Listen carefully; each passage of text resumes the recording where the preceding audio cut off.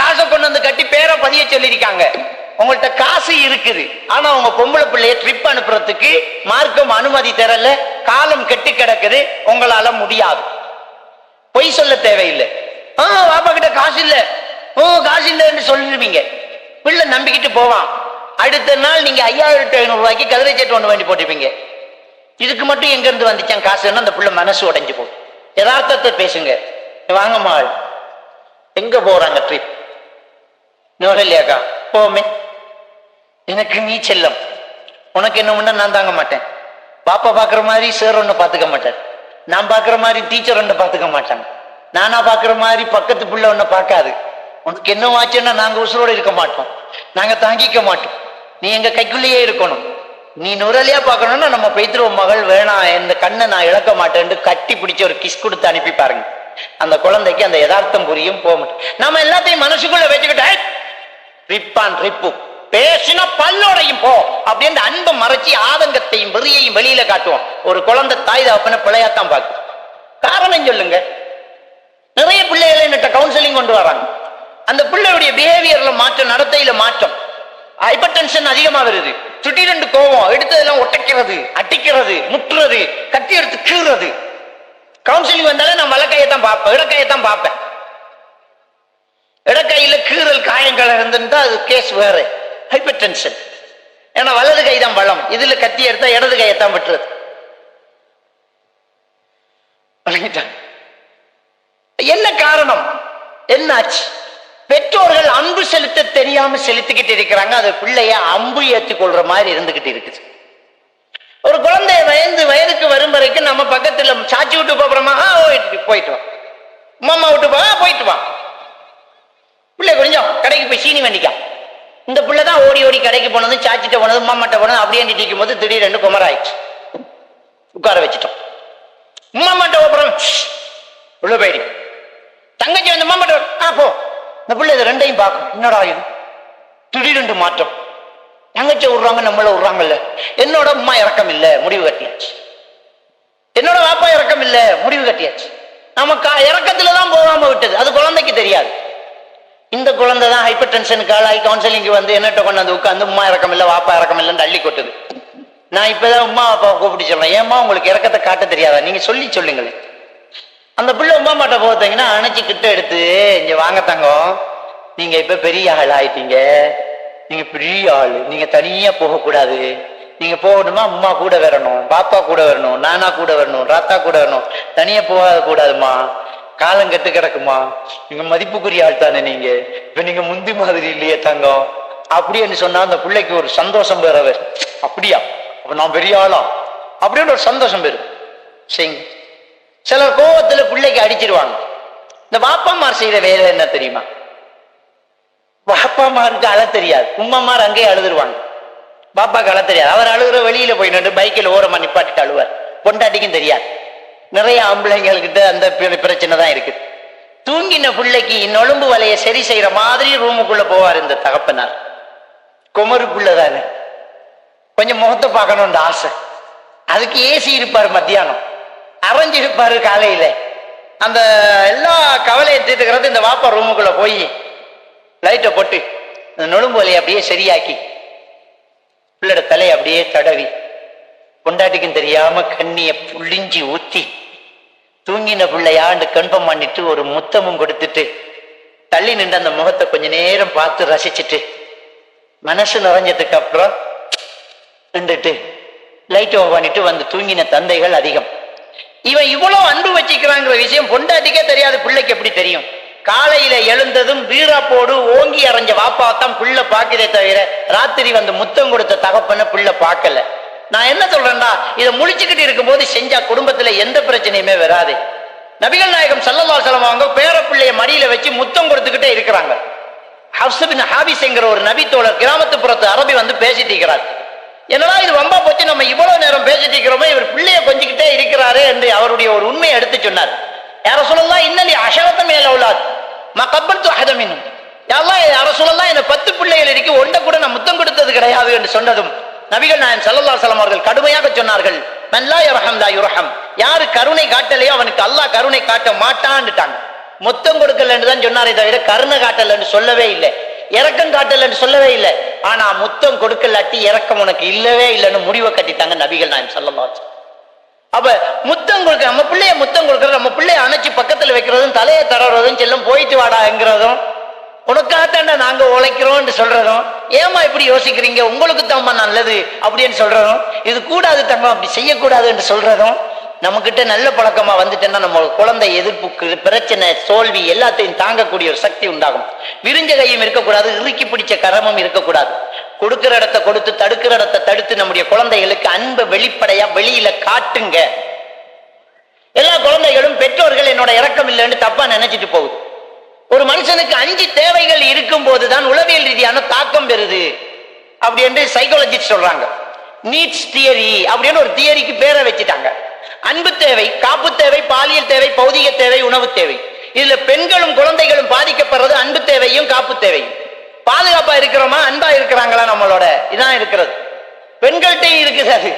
உங்களுக்கு 45, 60, 70 வயசானா கூட புருஷனோட மொட்டை பைக்கில் போகும்போது புருஷன் வேணுமெண்டா முன்னுக்கு பார்க்கலாம், நீங்க வேணுமெண்டா புருஷனை தான் பார்த்துட்டு போவீங்க, யாரை பார்க்கிறாரு அப்படின்னு. நீங்க எல்லாம் நினைச்சிட்டீங்க பொண்டாட்டி பின்னுக்கு இருக்கிறான், பின்னுக்கு இருந்துட்டு கண்ணாடியை தான் பார்த்துக்கிட்டு இருக்க, கண்ணாடிக்குள்ள உங்களோட முகம் கண்ணு எங்கெல்லாம் ஓடுது.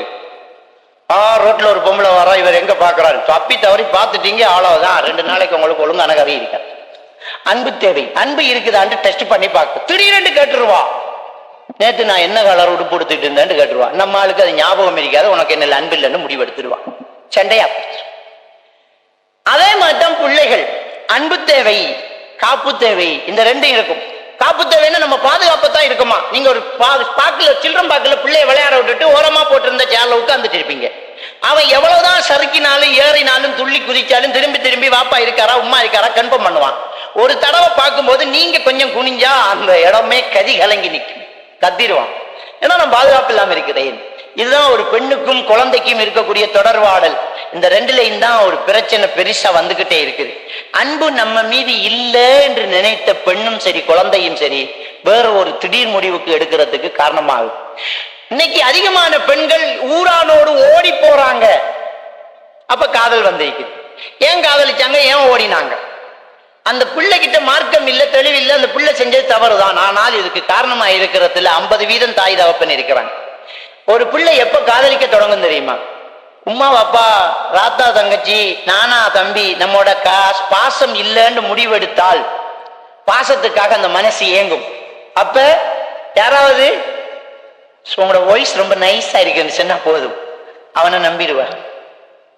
ஒரு பெண்ணுடைய பலகீனம் தெரியுது, இவனுக்கு ஒரு பெண்ணுடைய பலகீனம் தெரியுது, ஓடி போறா. என்கிட்ட ஒரு கவுன்சிலிங் கேஸ் வந்துச்சு, ஒரு டிவோர்ஸ். அவ கேட்கிறா என்ன டிவோர்ஸ் பண்ண, நீ என்ன டிவோர்ஸ் பண்ண.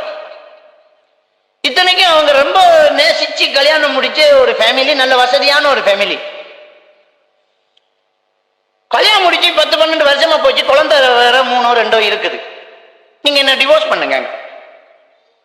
மாலை கேட்கிற மாதிரி கேட்கிறாள், என்ன டிவோர்ஸ் பண்ணு. அந்த மனுஷன் பெரிய வசதிக்காரன், பெரிய ஹோல்சேல் கடைக்காரன். காலியார்ட்ட போய் கேச கொடுத்துட்டா, காலியார்ட்ட ஒரு கவுன்சிலர்கிட்ட போயிட்டு வாங்க. ஏன்னா காரணம் சொல்லாம டிவோர்ஸ் கேஸ் நீங்க ஒரு கவுன்சிலர்கிட்ட போனா நல்லதுன்னு. கவுன்சிலர் அவங்களோட ஊர்ல இருந்தாலும் என்ன நம்பி தூரத்துல வந்துட்டாங்க, ரொம்ப தூரத்துல இருந்து வந்துட்டாங்க. நான் கேட்கிறவங்க கிட்ட, ஏமா டிவோர்ஸ் கேட்குது உனக்கு, என்ன காரணம் சொல்லு. இவர் ஒன்று நேசம் தான், பாசம் பாசம் தான். அப்ப ஏன் டிவோர்ஸ் பண்ண, நான் இருக்கக்கூடிய கொஞ்ச காலம் நிம்மதியா வாழும், சந்தோஷமா. என்ன ஆச்சு, என்ன நடந்துச்சு அப்படின்னு கேட்டா அப்படியே தூண்டி விட்டோன்னு, தெரிச்சு விட்டு அழ விட்டோன்னு அவட அவ்வளவு விஷயத்தையும் சொல்றா. இவர் முதல் என்னோட இறக்கமா தான் இருந்தார், ஒரு குழந்தை பிறக்கும் வரைக்கும். அதுக்கு பிறகு இவர் என்னோட இறக்கம் இல்லை, இவர் என்னோட இறக்கம். ஒரு குழந்தை பிறக்கும் அவர் ஒரு கடையில வேலைக்கு நின்றவர். ஒரு குழந்தை பிறந்ததுக்கு பிறகு அவர் ஒரு கடைக்கு முதலாளியானவர். அவருடைய பிஸி தான் இதுக்கு காரணம்ங்கிறது எனக்கு நல்லா தெரியுது. இவர் என்னோட இறக்கம் இல்லை என்ற முடிவு எடுத்துட்டான். இந்த நிலைக்கு வரதுக்கு என்ன காரணம் தெரியுமா? காய்ச்சலோட இருந்திருக்கிறார். இவர் கடை பிஸியில ரொம்ப லேட்டா வந்து காரை பார்க் பண்ணிட்டு பெட்ல தூங்கினதும் நித்திர போச்சு. பக்கத்துல பொண்டாட்டி காய்ச்சலோட படுத்துட்டு இருக்கிறா, தெரியல. எலும்பினதும் அடுத்த பிஸியை எலும்பிட்டு போயிட்டாரு. இவர் சொல்லட்டும், இவர் என்ற காய்ச்சலை மதிக்கட்டும், இவர் என்ன ஹாஸ்பிட்டலுக்கு கூட்டி போகட்டும் சொல்லாமலே பாதுகாத்துக்கிட்டு இருக்கிறார். பெண்ணு அப்படி இருப்பா, டெஸ்ட் பண்ணி பாப்பா, இவரா மதிக்காரா பாப்போம், நமக்கு தலையடி. இவரா மதிக்கிறாரா பாப்ப நமக்கு காய்ச்சல். அவர் மதிக்கவே இல்லை, பார்த்துக்கவே இல்லை. பக்கத்துல படுத்தவருக்கு காய்ச்சல் மனைவி விளங்கல்ல, கண்ணு சிவந்திருக்குது விளங்கல்ல, உடம்பு மெலிஞ்சிருக்கு விளங்கல்ல, 2 நாள் 3 நாள் காய்ச்சல் விளங்கல்ல, மருந்து எடுக்கல. அவன் நான் செத்தாலும் பரவாயில்லன்னு இருந்துகிட்டு இருக்கிறான். காய்ச்சல்ங்கிற வலியை விட கணவன் நம்மளோட கருணை இல்லாம இருக்கிறாருங்கிற வலி ரொம்ப பெருசா இருக்குது. 3ஆவது நாள் கடையில வேலை செய்யக்கூடிய ஒரு பையனுக்கிட்ட வீட்டுக்கு தேவையான கறியை வேண்டி கொடுத்துட்டு வர சொல்லிட்டார். அவன் கறியை கொடுக்க வந்தான். ஹோல் பெல் அடிச்சா வந்துட்டா, தாத்தா தந்தாங்க, பொஸ் தந்தாங்க என்று கொடுக்கும்போது அவ வேண்டி எடுத்தா, தாத்தா காய்ச்சல் அவங்களுக்கு என்று கேட்கும். அவுட். உனக்கு எப்படா தெரியும் அவ கேட்கறான். டெஸ்ட் பண்ணி பார்க்கற. இது ஏன் நமக்கு புருஷனுக்கு இது விளங்காம போச்சு? உனக்கு இல்ல கண்ணு சிவந்திருக்குது, அதோட ஒரு மாதிரியா இருக்குது. காய்ச்சல தாத்தா? இல்ல காய்ச்சல் இல்ல, உங்க குரல் ஒரு மாதிரியா இருக்கு தாத்தா, உங்களுக்கு காய்ச்சல். ஐசி வச்சுட்டு வந்துட்டான். அவன் முடிவெடுத்துட்டான். கட்டினா இப்படி ஒரு பொடியனை தான் கட்டணும், இவர் தேவையில்லை. எனக்கு அன்பு காட்டாதவரோட நான் ஏன் வாழணும்? இதை சொன்னா பக்கத்துல கேட்டு இருந்து அவன் ஓண்டு அழுகுறான். ஐயோ நான் இவன் மீது உசிரை வச்சுட்டு இருக்கேன். எனக்கு இப்படி எல்லாம் அன்பு காட்டணும் தெரியாது. நான் வளர்ந்த இடம் அப்படி. ஒவ்வொருத்தருடைய சூழ்நிலையும் தான் அவருடைய மனசுல ஒரு வாழ்க்கை வலிய கொடுக்கும். எப்படிப்பட்ட பெற்றோர்கள்ட்ட ஒரு பிள்ளை வளருதோ அந்த பிள்ளைகிட்ட அந்த பெற்றோர்களுடைய தன்மை தாக்கம் செலுத்தும். ஒரு மனிதனுடைய தனித்துவம் 2 விஷயத்தால் தீர்மானிக்கப்படும். ஒன்று மரபணுக்களால், இன்னொன்று சூழலால். சூழல் ஒரு மனிதனுடைய நடத்தையை தீர்மானிக்கும். இந்த மாப்பிள்ள வாழ்ந்த சூழலில் எப்படிப்பட்டது அப்படின்னு சொல்லி அவரே வாயால சொல்றாரு, ஹசரத் எனக்கு புத்தி தெரிஞ்சு எங்கட வாப்பா என்ன அணைச்சி மடியில வச்சது தெரியாது. எனக்கு புத்தி தெரிஞ்சு எனக்கு ஒரு வாய் உணவை வாப்பா ஊட்டி விட்டது எனக்கு தெரியாது. அவ சொல்றா, நான் ஏழவள் படிக்கும் போது ஸ்கூல் கலைஞ்சி வருவேன், வாப்பா பெனஞ்சு காத்துட்டு இருப்பாரு, நான் உடுப்பை மாத்துவேன், விரட்டி விரட்டி எனக்கு ஊட்டி விடுவார். அதுல வளர்ந்த இவளும் இதுல வளர்ந்த இவனும் கனவு மனைவியா வாழ்ந்தா எப்படி நெருப்பு பத்து புரியப்படுத்தி, இப்படித்தாமா அவர் அன்பெல்லாம் இல்லாமல்ல அன்பு இருக்குது, 2 பேரும் ஒரு படி கீழே இறங்கி வாங்க, நீங்க தம்பி கொஞ்சம் இறங்கி கீழே வந்து பொண்டாட்டி விஷயத்த முதல் பாருங்க. வேலை செய்யறவனு சம்பளம் கொடுக்க தெரியுது, கணக்கு பார்க்க தெரியுது. பொண்டாட்டிட்டு ஒரு நாளைக்கு ஒரு 10 நிமிஷம் பேசாம நீங்க தூங்குறது இல்ல, இதை முடிவு கட்டி சத்தியம் பண்ண. நிறைய கணவன்மார் செய்யக்கூடிய தவறாதான் பொண்டாட்டிக்கிட்ட பேசுறது இல்லை. செல்போன் வந்ததுக்கு பிறகு இந்த செல்போனை வச்சுட்டு இருக்கிற மாதிரி பொண்டாட்டியை வச்சிருக்க மாட்டான் நிறைய பொம்பளையர். நான் செல்போன் ஆக மாட்டேன் நான் சந்தோஷப்படுறேன், கவலைப்படுறாங்க. நான் செல்போன் ஆக மாட்டேன், ஏன் அதைத்தான் தொட்டு தொட்டு பார்த்துக்கிட்டு இருக்கிறார். ஓ நிறைய பேர் அந்த பொண்டாட்டிய தொட்டத்தை விட போன தொட்டதான் கூடும். அப்ப தயவு செஞ்சு பொண்டாட்டிக்கிட்ட கொஞ்ச நேரம் பேசுங்கம்மான்னு அவர்கிட்ட சொல்லி கொஞ்சம் பேசுங்க. அப்பதான் அவர்கிட்ட இருக்கிற தலையிடி விளங்கும், தலையில ஸ்லைட் இல்லைன்றது விளங்கும், செருப்பு தேஞ்சு போச்சுன்றது விளங்கும், எண்ணெய் தீர்ந்து போச்சுன்றது விளங்கும். அப்பதான் ஒரு பொண்டாட்டியை கவனிக்கலாட்டி அந்த புருஷன் கவனிக்கலாட்டி அவளால ஒண்ணுமே செய்ய முடியாது. நம்ம நல்லா அன்பா கவனிச்சுட்டு இருந்தோம்னா அவ நமக்காக என்ன கூட செய்வாள். நமக்காக 15 பேருக்கு சமைச்சு போறதுக்கு தயார். உன் கூட்டாளி மாதிரி 15 பேரா நான் சமைச்சு போறேன், நீ அன்பு காட்டலாட்டி ஒரு கூட்டாளியை வந்தாலும் எரிஞ்சுவா, போய் ஹோட்டல்ல வண்டி கொடு, எனக்கு என்ன தேவை. நம்ம அன்பை கொடுத்துட்ட மட்டும் ஒரு கல்யாண விட்டையே அவரை நடத்திக்கிட்டு போய்த்துருவா. அப்ப கொஞ்சம் அன்பை கொடுத்து கொஞ்சம் டைம் கொடுங்க. அன்பு தேவை தீர்க்கப்பட வேண்டும். குழந்தைகள் விஷயத்துல ரொம்ப கவனிங்க. அன்பு தேவை அந்த குழந்தைகிட்ட இருக்குது, பாதுகாப்பு தேவை அந்த குழந்தைகிட்ட. என்ன இதுக்கு என்ன செய்யணும்? ஒரு தாய் தகப்பனும் குழந்தைகிட்ட நெருங்கி அன்பா பேசணும். குமரா போச்சே பெரியவனா போச்சே அப்படின்னு பார்க்காதீங்க, பக்கத்துல உட்கார வச்சு தலையை தடவி என்ன சொல்ல ஏன் ஒரு மாதிரியா இருக்கேன்னு கேளுங்க. அப்படி கேட்கலாட்டி அந்த காரணத்தை இன்னொருத்திக்கிட்ட உங்க பிள்ளை சொல்லும். அந்த இன்னொருத்தி அதை ஊதி பெருசாக்கி குளிர்காய தொடங்கும். நம்ம தான் அதை சரியாக்குவோம். ஒரு பொடியை விரட்டி விரட்டி முடிவு கட்டிட்டு டென்ஷனா வந்திருப்பா, உம்மா அணைச்சி ஏன் ஒரு மாதிரியா இருக்க, மூஞ்சி சரியில்லை சொல்லு, நான் உனக்கு உம்மா, உனக்கு என்ன நடந்தாலும் எனக்கு தெரியும், டே உன்னை சின்னத்துல இருந்து கையில இருந்து பாத்துட்டு இருக்கேன்டினா என்ன சொல்லு, இல்லம்மா ஒண்ணுமில்ல, வாடா செல்லம் நான் இருக்கேன் உனக்கு கூட்டாளி மாதிரி சொல்லுடி அப்படின்னா, இல்லம்மா ஒருத்தன் எப்படி, ஆஹா. அப்போ அந்த தாயால் அந்த குழந்தைய கைட் பண்ண முடியுது.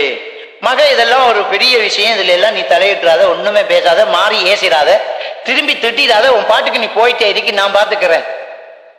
இப்படி தாய் ஹேண்டில் பண்ணுவான். நாம என்னன்னு கேட்காட்டி அந்த சோகத்தை இன்னொரு தங்கச்சி கிட்ட சொல்லுவா, இன்னொரு சக மாணவிட்ட சொல்லுவா. அவள் அப்படியா சொல்லு ஓமன் சொல்லு என்ன நடக்குதுன்னு பாப்போம் ஸ்டார்ட் பண்ணிவிட்டு அவ விளையிடுவா, இவ ஓடி போய்த்துருவா. அப்புறம் மற்றவங்களுக்கு எல்லாம் அந்த சீன் தான் தேவை, நமக்கு நம்ம குழந்தை தேவை. எனவே தயவு செஞ்சு பிள்ளைகளோட நெருங்கி பேசணும், எல்லாரும் நெருங்கி பேசணும். நபிகள் நாயகம் ஸல்லல்லாஹு அலைஹி வஸல்லம் வீட்டுக்கு கல்யாணம் முடிச்ச மகள் வாரா, பாத்திமா நாய் வாரா. வீட்டுல நபி இல்லை, ஆயிஷா நான் இருக்கிறாங்க. வந்து சொல்றாங்க, பாப்பா இல்ல, அடிமைகளை எல்லாம் பங்கு கொடுக்கறாராமே, நானும் ஒரு அடிமையை வாங்கிட்டு போகலான்னு தான் வந்தேன். எனக்கு பெரிய வேலை வாயு கஷ்டம், மேல் வருத்தம், காலையில மேலெல்லாம் வருத்தமா இருக்குது, காரணத்தை சொல்லிட்டு போயிட்டாங்க. நபி அவர்கள் தூங்குற நேரத்துல தான் பாருங்க. ஆயிஷனை வந்த உடனே சமாச்சாரத்தை சொல்றாங்க. இது ஒரு மனைவி கணவனுக்கு செய்ய வேண்டிய ஒரு கடமை.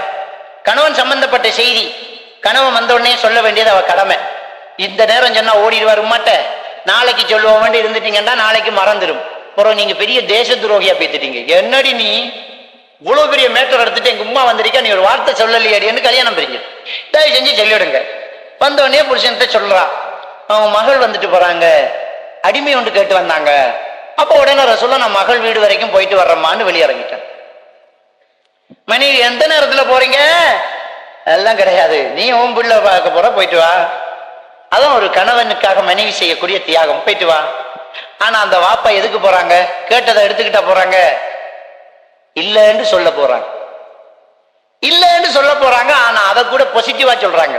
இல்லைங்கிறது நெகட்டிவ் தானே, நெகட்டிவா சொல்லாம அதை பாசிட்டிவா போறாங்க. இல்லைன்னு சொல்றதுக்கா இவ்வளவு தூரம் வந்தீங்கன்னு நம்ம கேட்போம். அப்படி கேட்கிற அளவுக்கு அவர் சொல்லவே இல்லையே. அவர் நேர மகள் வீட்டுக்கு போறாங்க.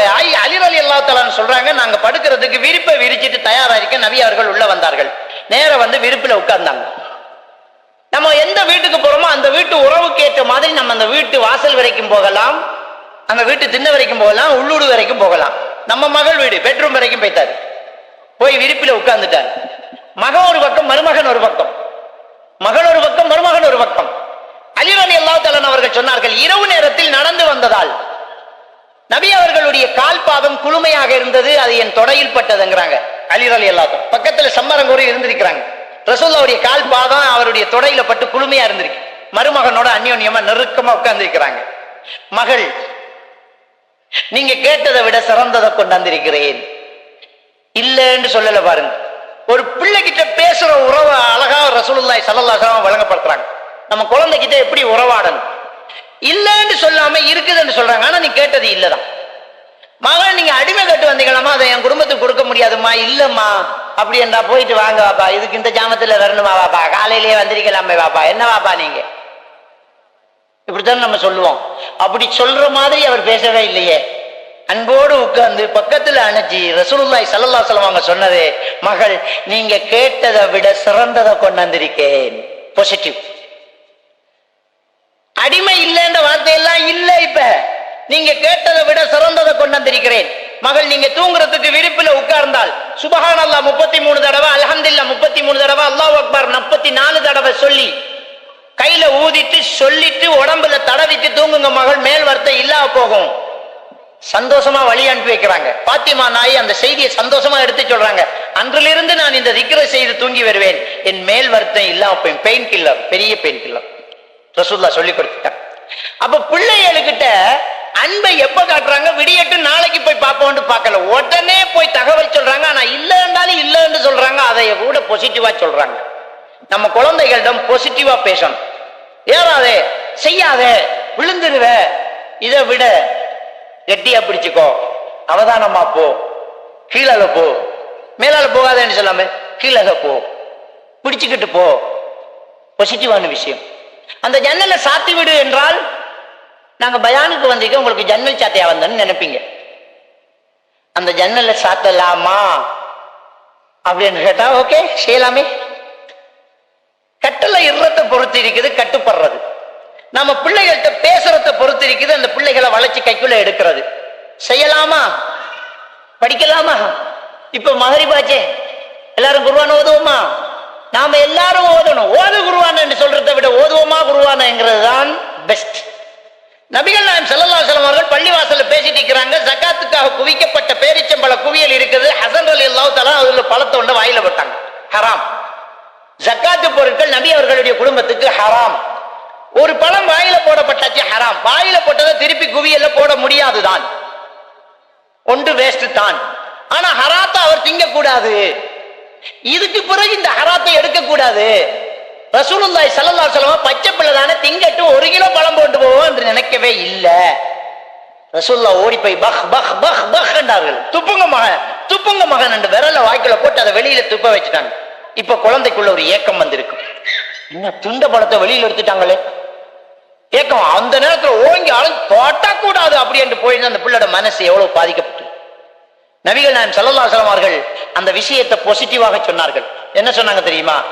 அலா தஅரிஃப் அன்னா லா நாகுல் ஹாதா, மகன் உங்களுக்கு தெரியாதா இதை நாம சாப்பிடக்கூடாது, நீ தொடக்கூடாது என்று சொல்லல. மகன் உங்களுக்கு தெரியாதா இதை நாங்க சாப்பிடக்கூடாது, நாங்க அன்னா லா நாகுல் ஹாதா, மகன் இதை நாம சாப்பிடக்கூடாது என்று உங்களுக்கு தெரியாதா மகன்?